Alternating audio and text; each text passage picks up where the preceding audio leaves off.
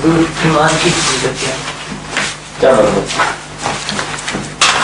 سمجھائیں بات کیا مان ہے ایمان کی فضیلت بیان کریں. یہ تو بڑی لمبی چوڑی تقریر مانگ رہے ہیں آپ.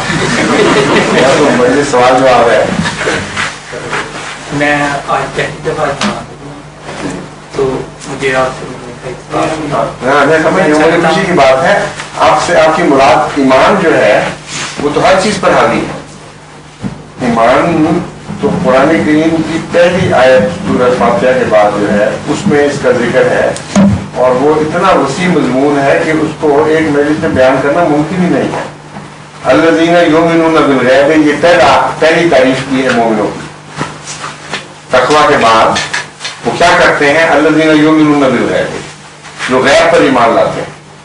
اور غیب کے لفظ میں سارے ایمان آ گئے ہیں. ایمان باللہ، ایمان ملائکہ، ایمان بالکتب، ایمان بالرسل، ایمان بالیوم الآخر. تو اتنے وسیع مضمون کے متعلق جب تک آپ مجھے معین نہ کریں کس حصے کے متعلق آپ معلوم کرنا چاہتے ہیں میں کیا بیان کروں گا. بہت وسیع مضمون سمجھ گئے نا. آپ کے ذہن میں کوئی خاص سوال ہوگا وہ اگر واضح کر دیں تو میرے لیے جواب دینا آسان ہو جائے گا. ایمان اور رسول، ایمان بالرسل ان کے مراد یہ ہے کہ ایمان بالرسل کی اہمیت کیا ہے اس کے متعلق معلوم ہونا چاہیے. اس کی حقیقت کیا ہے؟ واقعہ یہ ہے کہ اللہ تعالی کا تعلق انسان سے رسل کے ذریعے ہوتا ہے ورنہ باقی ساری چیزیں غیر میں رہتی ہیں. فرشتے غیر میں ہیں، وہی غیر میں ہے. ہم نے تو نہیں دیکھا یا سنا وہی کو رسول پر نازل ہوتے. اللہ غیر میں ہے اور یوم آخرت غیر ہے. جو حاضر ہے ہمارے سامنے وہ صرف رسول ہے جو الہی وجود سے رکھتا ہے. تو سارے غیب اور حاضر کے درمیان جو واسطہ ہے وسیلہ وہ رسول بن جاتا ہے. اس لیے اس لحاظ سے سب سے زیادہ اہمیت وقت پہلے درجے پر رسول کو حاصل ہو جاتی ہے. اگر رسول نہ آئے تو یہ سارے غیب غیر رہیں اور کچھ بھی ہمارے لیے حاضر نہ بن سکے. کوئی وجہ ایمان اور یقین کی باقی نہ رہے. اسی لیے اللہ تعالیٰ رسولوں میں سے ان کو چنتا ہے جن کی زندگی بیدار اور صاف ہوتی ہے، جو قابل اعتبار ہوتے ہیں، جو لوگوں میں رہتے ہیں ایسی حالت میں کہ کوئی انگلی نہیں اٹھا سکتا اپنی ذات پر، کیونکہ انہوں نے خدا کا پیغام دینا ہوتا ہے، انہوں نے یقین کا ذریعہ بننا ہوتا ہے. اس لیے ایمان بالرسل نمبر ایک سب سے اہم بات اس لیے ضروری ہے. رسول کی ذات اس لیے ضروری ہے کہ باقی ایمان اس سے وابستگی رکھتے ہیں. اب رسول کی ذات کو ایک اہمیت حاصل ہو گئی. اگر آپ رسول کا انکار کر دیں تو پھر واسطہ آپ کا کیا رہے گا باقی ایمانوں سے؟ رسول کا انکار کر کے نہ خدا رہا، نہ فرشتے رہے، نہ کتاب رہی، نہ یوم آخر. اب ایک اور سوال یہ پیدا ہوتا ہے کہ ہر رسول تو حاضر نہیں ہمارے سامنے،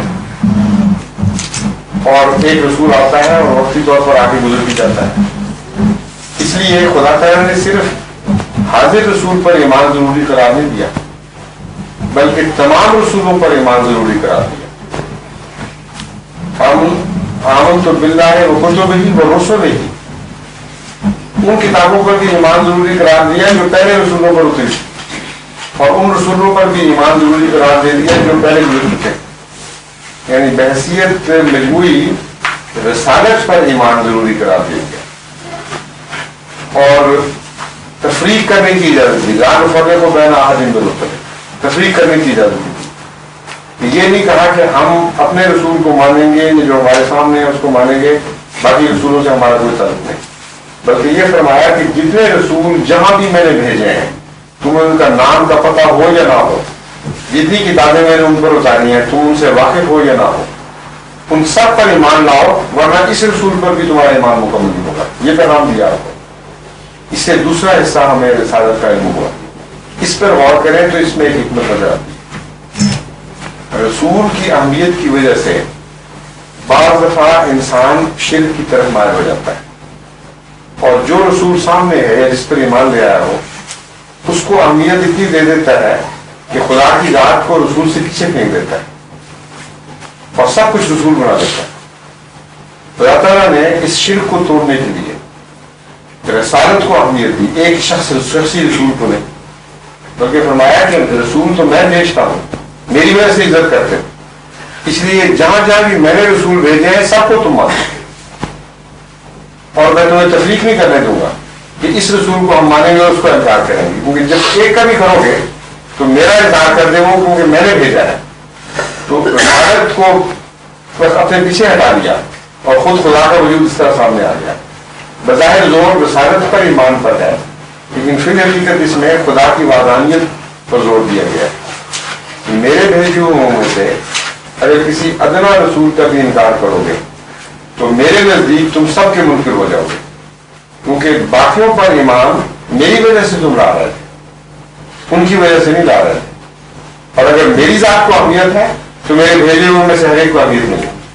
یہ مضمون یہی وجہ ہے کہ پہلا سبق قرآن کریم نے رسالت پر ایمان کے بعد ابلیس کی کہانی کے طور پر ہمیں دیا۔ وہاں یہ سبق دیا کہ خود آدم کو مقرر فرمایا اور ابلیس سے کہا سجدہ کرو۔ ابلیس نے کہا کہ میں تو بہتر ہوں اس سے، کیونکہ تو نے مجھے آگ سے پیدا کیا جو مٹی پر فضیلت رکھتی ہے، مٹی کو جلا دیتی ہے، مٹی کو خاک کر دیتی ہے، زندگی کو نابود کر دیتی ہے، بڑی طاقتور چیز ہے، اور اس کو نرم مٹی سے، پانی میں ملی مٹی سے پیدا کیا، اس کی حیثیت کوئی میرے سامنے، تو میں کیوں جھکوں اس کے سامنے؟ اس پر اللہ تعالیٰ نے کیا جواب دیا ہے؟ تو موجود ہے، بظاہر دلیل کوئی نہیں دی، حالانکہ دلیل دینی چاہیے، کیوں غلط بات ہے؟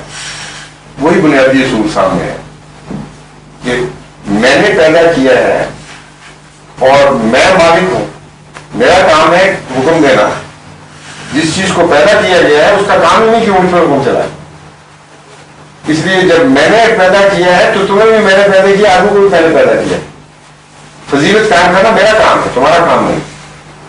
اس لیے اگر مٹی سے بھی میں پیدا کروں اور اس کو حکم دے دوں کہ باقی لوگ جھک جائیں تو تمہیں جھکنا پڑے گا، ورنہ تم میرے سامنے نہیں جھک رہے، لوگ چیزوں کے سامنے جھک رہے۔ یہ بڑا باریک ایک فلسفہ ہے جو وہاں بیان کیا گیا، سمجھ گئے پوائنٹ؟ بنیادی طور پر وہی بات ہے کہ اصلیت کی طرف نظر رہے اگر تو شرک پیدا نہیں ہوتا، اگر ظاہر کی طرف نظر پڑ جائے تو پھر انسان رفتہ رفتہ پردوں پر ایمان آنے لگ جاتا ہے، جو اس کے پس پردہ قوتیں ہیں ان کو بھول جاتا ہے۔ ان دو چیزوں سے خدا تعالیٰ نے شروع میں ہی قرآن کریم میں مسلمانوں کو متنبع کر دیا کہ رسولوں پر ایمان لاؤ اس وجہ سے کہ میں بھیجتا ہوں، اور چونکہ میں بھیجتا ہوں اس لیے میں چھوٹا بھیجوں یا بڑا بھیجوں یہ تمہارا کام نہیں ہے، تم تفریق کرو، تمہیں لازمہ ہر ایک کو ماننا پڑے گا، اور جس کو میں بھیجتا ہوں اگر تمہیں وہ ذلیل بھی نظر آ رہا، معمولی اور ادنا بھی نظر آ رہا، اس کے سامنے بھی تمہیں جھکنا پڑے گا، کیونکہ ذاتی بڑائی نہ تمہیں حاصل ہے نہ کسی اور چیز کو، وہ مجھے حاصل ہے، اور میں فیصلہ کرنے کا مجال ہوں کہ تمہیں کس کے سامنے جھکنا چاہیے۔ یہ دو بنیادی سبق ہیں جن کو سمجھ لینے کے بعد انسان شرک کی باریکیوں سے بچ سکتا ہے، ہر قسم کے شرک سے پاک ہو جاتا ہے، اور ایمان کا یہ لازمی حصہ قرار دیے گئے ہیں قرآن کریم۔ ایمان کا حصہ ان معنوں میں نبوت پر مثبت ایمان اور ابلیسیت کا انکار، یہ دونوں چیزیں شامل کرتی ہیں قرآن کریم میں۔ من یؤمن باللہ یکفر بالطاغوت، کیا ہے آیت پوری پڑھیں گے؟ ومن یکفر بالطاغوت اس میں یکفر آتا ہے، ومن یکفر بالطاغوت ویؤمن باللہ، دو شرطیں اکٹھی بیان کی، ایک انکار بھی ضروری ہے مومن کے لیے، مومن کا کافر ہونا بھی ضروری ہے مگر شیطان کا کافر ہونا، اور مومن کا مومن ہونا بھی ضروری ہے، یعنی اللہ کا مومن ہونا ضروری ہے۔ اس لیے کفر و اسلام کا مسئلہ یہاں اس آیت نے خوب کھول دیا، ایک پہلو سے مومن کا بھی کافر ہونا ضروری ہے مگر من یکفر بالطاغوت، شیطان کا کافر ہونا ضروری ہے۔ یہ جب اس رول سے آپ ایمان پر غور کریں تو پوری مکمل تصویر نظر آ جاتی، اس کے منفی پہلو بھی نظر آ گئے، اس کے مثبت پہلو بھی۔ تو مراد یہ ہوئی کہ اللہ پر اصل ایمان ہے، اللہ جب رسول کو بھیجتا ہے تو اگرچہ رسول کے ذریعے سے ہمارا خدا سے واسطہ پیدا ہوتا ہے، اس لیے ہم رسول کے ممنون احسان ہیں، مگر اولیت خدا کو ہی رہے گی ہمیشہ۔ اور صرف اس رسول پر ایمان لانا ضروری نہیں جس نے ہم سے خدا کو شناسا کروایا، بلکہ ہر وہ وجود جس کو خدا بھیجتا ہے اس پر ایمان لانا ضروری ہے۔ اور فضیلت دینا خدا کا کام ہے، بندے کا کام نہیں۔ اس لیے خدا اگر کسی کو چنے تو بظاہر ادنا بھی نظر آ رہا ہو اس کے سامنے جھکنا پڑے گا، کیونکہ خدا پر بھیجا ہوا ہے۔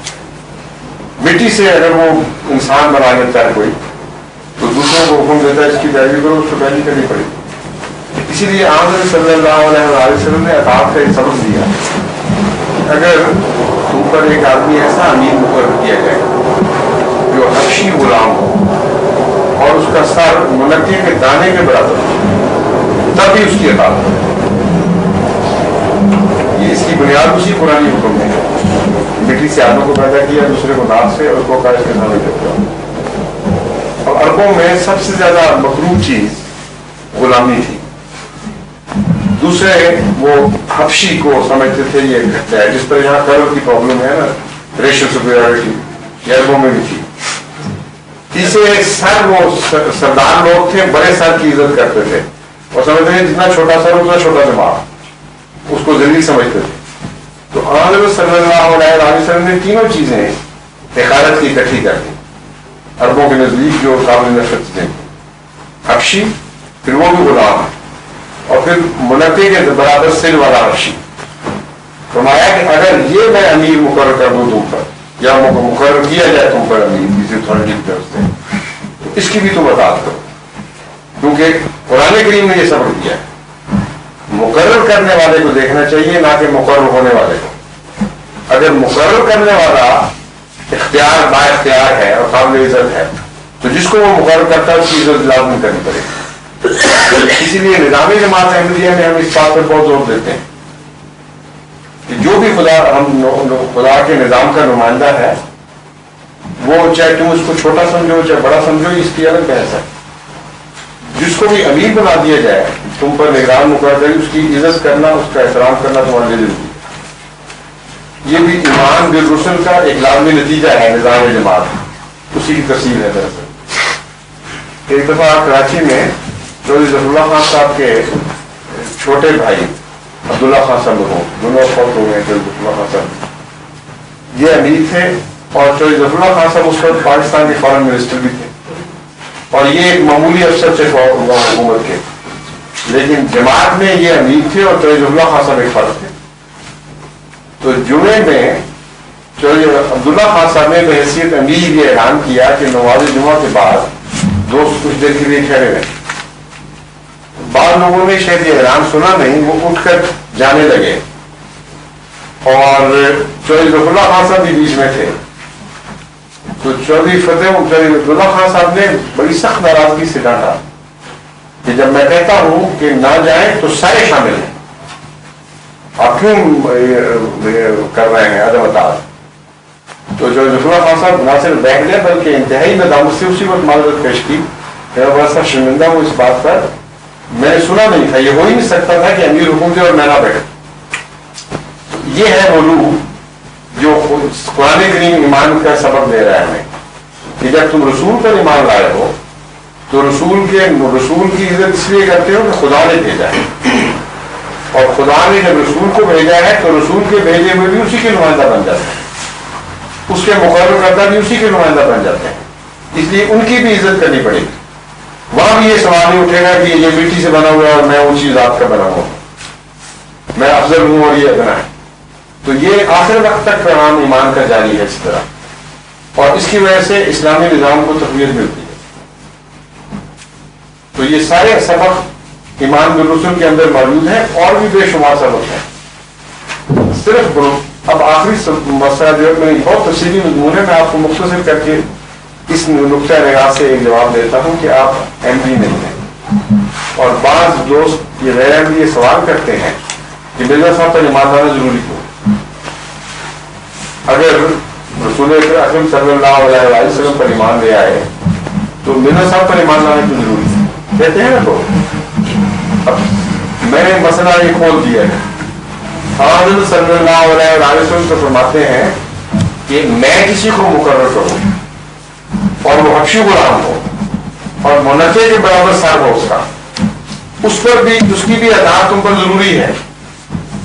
اور آن صلی اللہ علیہ وسلم ایک امام کی خبر دے رہے ہیں جس کو خدا نے مقرر کرنا ہو، اور لوگ یہ سوال کریں کہ ان پر ایمان لانا ضروری ہے کہ نہیں، کیونکہ معقول سوال ہے. سوال تو یہ ہونا چاہیے کہ مرزا صاحب وہ ہیں یا نہیں جن کے آنے کی حضور نے خبر دی تھی. اگر وہ ہے تو پھر انکار کی گنجائش کوئی نہیں رہتی. یعنی قرآن کریم تو فرماتا ہے کہ ادنا سے ادنا جس کو بھیجو اس پر بھی ایمان لانا ضروری ہے. اور ایک ایسا امام جس کی سینکڑوں سال سے امت کو انتظار ہو، جس کے متعلق حضرت محمد مصطفیٰ صلی اللہ علیہ وسلم نے خبر دی ہو کہ وہ آئے گا، اور اس وقت سے پھر امت کے حالات بدلنے شروع ہوں گے. اسلام غلبہ اسلام کی دنیا میں بنیادیں ڈالی جائیں گی، ہدایت کا سامان شروع ہوگا. وہ آ گئے اور سوال یہ ہو کہ اس پر ایمان لانا ضروری ہے. امام مہدی کے متعلق تو حضرت صلی اللہ علیہ وسلم کا اپنا ارشاد یہ ہے کہ جب وہ تم سنو کہ امام مہدی ظاہر ہو گئے تو اگر برفوں کے پہاڑوں پر سے گھٹنوں کے بل جانا پڑے تو تب بھی اس تک پہنچو. اور ایک حدیث کے الفاظ ہیں کہ اس کو میرا سلام پہنچاؤ. اب بتائیں کہ امام مہدی کی کیا حیثیت ہو جاتی ہے. حضرت محمد مصطفیٰ صلی اللہ علیہ وسلم کا حکم ہے کہ تم سنو کہ امام مہدی ظاہر ہو گئے. بیچ میں گلیشیئرز بھی حائل ہوں، یعنی برف کی ڈھکی ہوئی چوٹیاں بھی حائل ہوں، تو ان گھٹنوں کے بعد پیدل بھی نہیں، گھٹنوں کے بعد اس برف پر سے گزرنا پڑے تب بھی جاؤ اور وہاں پہنچ کے میرا سلام پہنچاؤ. دوسری حدیث میں آتا ہے فبایعوہ ہو، اس کی بیعت کرو. تو امام مہدی تو کوئی معمولی بات نہیں ہے. آخری زمانے میں اسلام کی عظمت نو کو قائم کرنے کے لیے، دوبارہ زندہ کرنے کے لیے ایک تحریک جو آہستہ آہستہ مٹ رہی ہو، آپس میں بٹ رہی ہو، اختلاف پیدا ہو رہے ہوں، اس کو نئی شان سے دوبارہ اسلام نافذ کرنے کے لیے دنیا میں ایک بڑا بھاری اہم ہوتا ہے. اس لیے اگر امام مہدی کا بھی کوئی انکار کرے گا تو جس طرح امیر کا انکار کرنے سے رسول اللہ صلی اللہ علیہ وسلم سے کاٹا جاتا ہے، تو امام کا انکار کرنے سے کس طرح آپ کے ساتھ باقی رہے. یہ ہے اصل بنیادی مسئلہ. اس لیے اس مسئلے پر بھی بڑا ضروری ہے غور کہ امام مہدی پر بھی ایمان لانا اسی طرح ضروری ہے جس طرح باقی انبیاء پر. اور اس مسئلے میں غیر احمدی مولوی بھی ہم سے متفق ہے.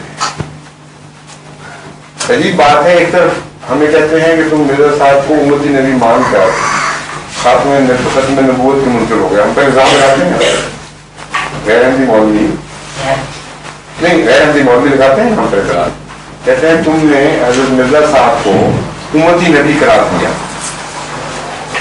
اور اس کے نتیجے میں تم آیت ختم خاتم النبی کے منکر ہو گئے. ہم پہ الزام لگاتے ہیں، لیکن خود جس امام مہدی کا انتظار کر رہے ہیں اس کو وہی مقام دیتے ہیں جو امتی نبی کا مقام. عقیدتاً ہم نے اور غیر احمدی مولویوں کے عقیدے میں عقیدے کے لحاظ سے کوئی فرق نہیں، صرف جرت نام ہے ان میں، ایک نام دینے سے وہ ڈر رہے ہیں. ورنہ ایمان کے لحاظ سے ان کا ایمان امام مہدی کے متعلق بالکل وہی ہے جو احمدیوں کا. اگر اس بات میں آپ کو کچھ گنجائش و شک ہو تو آپ کسی غیر احمدی مولوی سے یہ سوال کر کے دیکھیں، پھر آپ دیکھیں وہ کیا جواب دیتے ہیں. آپ کسی غیر احمدی مولوی سے یہ پوچھیے کہ مجھے یہ بتائیں کہ جب حضرت امام مہدی تشریف لائیں گے، اگر مرزا صاحب جیتے ہیں تو کوئی آئے گا نا پھر امام؟ کیوں جی؟ ضروری ہے امام مہدی کا آنا. تو اگر یہ سچے نہیں ہیں تو کسی نے آنا ہے. تو اپنے غیر احمدی مولوی امام سے پوچھیں کہ اگر امام مہدی تشریف لائیں گے تو ان کو آپ مقرر کریں گے یا اللہ تعالیٰ مقرر کرے گا؟ ٹھیک، آپ کو بھی پتا ہے، ہر مولوی یہی جواب دے گا. ٹھیک ہے نا. دوسری بات آپ ان سے پوچھیں کہ جب اللہ اس کو مقرر کرے گا تو اس کا انکار آپ کر سکتے ہیں یا نہیں کر سکتے. تو یہ دونوں باتیں نبوت کی شرط ہے. جب انکار نہیں کر سکتے تو ایمان لانا ضروری ہو گیا نا امام مہدی پر، یا نہیں ضروری؟ ضروری ہے. میں اسی سوال اصل میں بتانا نہ ہٹ گیا تھا آپ کے سوال جواب دیتے وقت، لیکن میں واپس اسی سوال پر پہنچ گیا جو آپ نے کیا تھا، ایمان کی تفصیل، ایمان کے رسول کی تفصیل. اب آپ قرآن شریف سے تلاش کر لیں سوائے رسول کے इंसानों में से किसी पर ईमान लाना जरूरी है। हमारे ईमान की कितनी बुनियादें हैं याद है आपको? ईमान बिल्लाह नहीं वो नहीं, किन किन चीजों पर ईमान लाना जरूरी है? ईमान बिल्लाह, ठीक है कि नहीं? ईमान बिल मलाइका, ईमान बिल रसुल, ईमान बिल कुतुब, और ईमान बिल कुतुब पहले, फिर ईमान बिल रसुल, फिर ईमान बिल आखिरा, ठीक है कि नहीं? 5, ठीक है। इन 5 में से इंसान कितने आए हैं? इन 5 के अंदर अल्लाह इंसान नहीं है ना, फरिश्ते इंसान नहीं है, कुतुब इंसान नहीं है, यौम आखिरत इंसान नहीं है, सिर्फ रसूल इंसान है, ठीक है कि नहीं? तो इंसानों में से सवाए रसूलों के किसी पर ईमान लाना जरूरी नहीं, और जिन पर ईमान लाना जरूरी है उनमें से सिर्फ रसूल इंसान है। ये नुक्ता वाज़ेह हो गया कि नहीं? किसी गैर रसूल पर कुरान की रूह से ईमान लाना जरूरी है कि नहीं है? किसी गैर रसूल पर ईमान लाना जरूरी नहीं है ना, तो इमाम महदी पर तो जरूरी हो गया ईमान लाना। यही मैं नतीजा निकाल रहा हूं। आप समझ गए भाषा का आदमी आप पहुंच गए हो उस बात पर। मौलवियों को ये बात समझ नहीं आती, उनसे कई तरह मैं सिर मारा है, समझाने की कोशिश की है, लेकिन उनके पल्ले नहीं पड़ती बात ये। मैं उनको ये बताता हूं कि तुम्हारे ईमान में और हमारे ईमान में एतकाद के लिहाज से बुनियादी तौर पर कोई फर्क नहीं। सिर्फ एक चीज का नाम हम वही रखते हैं जो कुरान की रूह से रखना चाहिए, और तुम वो नाम देते हुए डरते हो। जरूरत का फुगान या तो कोई बात है या बदकिस्मती समझ लें बेचारे, ये भी होता है बात, जरूरत भी है, अकल भी है, लेकिन तकवा नहीं, खुदा का खौफ नहीं। जिसको आप जरूरत का फुगान कह रहे हैं उसका दूसरा नाम तकवा की कमी की है ना। कुरान करीम फरमाता है कि जो लोगों से डरते हैं और मुझसे नहीं डरते, हालांकि ये मेरा ज्यादा हक है कि मुझसे डरा जाए, वो लोग हैं जो हदायत से महरूम रह जाते हैं, उनको गैर मुत्तकी कहा जाता है। तो ये दरअसल बुनियादी बीमारी तकवा की कमी है। उनको समझ आ भी जाती होगी, अच्छे बड़े आलिम लोग हैं, लेकिन वो दुनिया से डरते हैं, खुदा से कम डरते हैं, यानी मादा परस्त हो गए, और वो समझते हैं कि ये तो बड़ी मुसीबत है, अगर हम ये मान जाए तो फिर तो सारी दुनिया के बड़े ताल्लुकात खत्म, पैसों के जरिए, रिज़्क़ के जरिए मांगी सब चीजें, सब बहुत बहुत करते हैं। लेकिन जिस तरह बात समझ गए हैं मेरी, ईमान की तफसील को अगर इंसान समझे और रसालत की पर ईमान लाने की हकीकत को आदमी समझ ले, उसके बाद इमाम महदी को गैर नबी माना ही नहीं जा सकता, क्योंकि हमारे अपने उलमा का आज भी यही अकीदा है कि हजरत इमाम महदी को अल्लाह ताला खुद इमाम बनाएगा, गैर नहीं बनाएगा। दूसरा उनका अकीदा यह है कि इमाम महदी पर ईमान लाना जरूरी है, और ये 2 बातें नबियों के सिवा कुरान करीम साबित है, किसी और में नहीं पाई जाती। वाज़ेह हो गई बात।